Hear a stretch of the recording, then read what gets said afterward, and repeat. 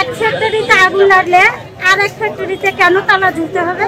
আমি যেহেতু যখন আসছি, আসার পরে শুনলাম যে ফ্যাক্টরিতে আগুন লাগছে। তারপরে দেখা যেহেতু সামনে যাইতে পারি নাই, কিন্তু রাস্তা থেকে দেখছি। তারপরে বাসায় গেছি, বাসায় যাওয়ার পরে দেখতেছি যে অনেক লোকেরা খুঁজে পাওয়া যাচ্ছে না, যেহেতু এই ফ্যাক্টরিতে চাকরি করে যারা তারা। তারপরে আমি বাসায় যাই, শুনি যে একটা মেয়ে মানুষের একটা মেয়ে আছে ছোট, সেও নাকি ফ্যাক্টরিতে চাকরি করে।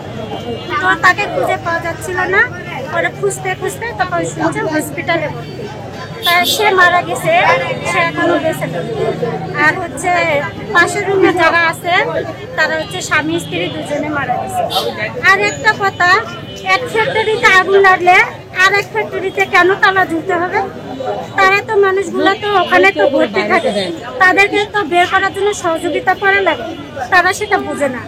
তারা সেটা না বুঝে ফ্যাক্টরিতে বাইরে থেকে তালা লাগে দেয়। এটা কি ঠিক? এটা কখনোই ঠিক না।